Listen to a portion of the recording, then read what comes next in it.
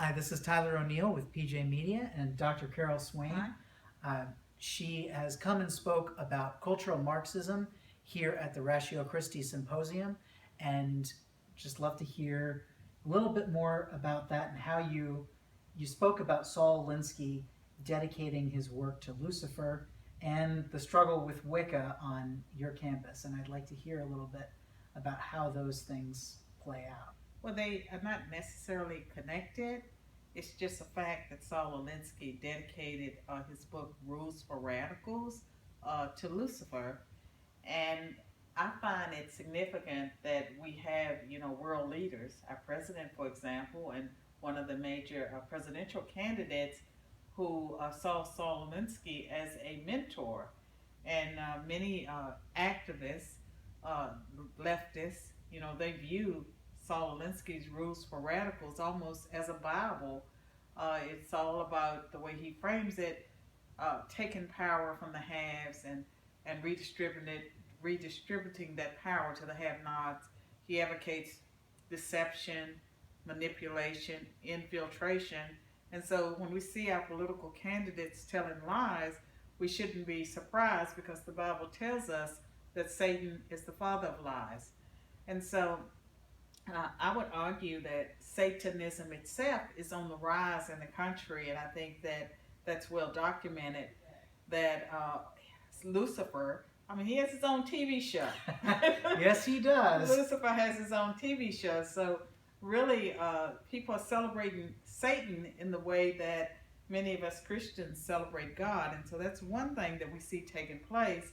And my own university, a few years ago, I believe it was 2011, same year that the Christian groups were, a rule was imposed on the Christian groups that resulted in about half of them leaving the campus as officially recognized groups.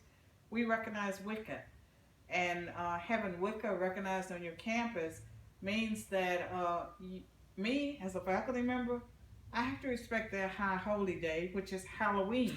So if I have a student that asks to be off, he can't take an exam or she can't take an exam because it's their high holy day, I'm expected to excuse them because Wicca, and if I don't know about Satanism on campus, I know about Wicca.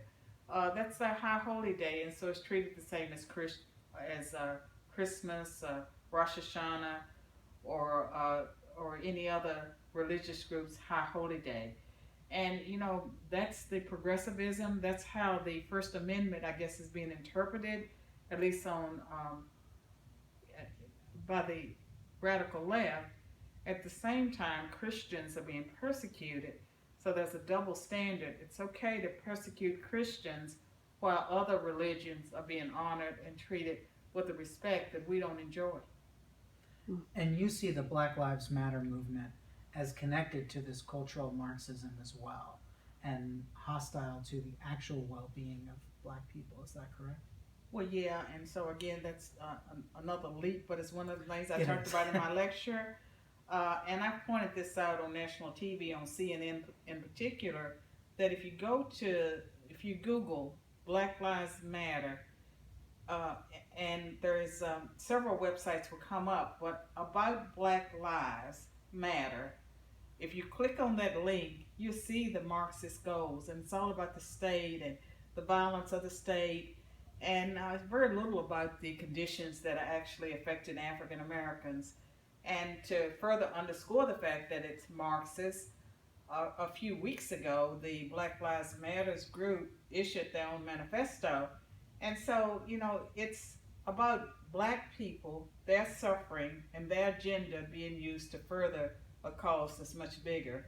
And it is the Marxist socialism, the cultural Marxism, that they are making promises to Blacks and other groups that are disenfranchised or poor, but it takes us back to the same failed Marxist socialist goals.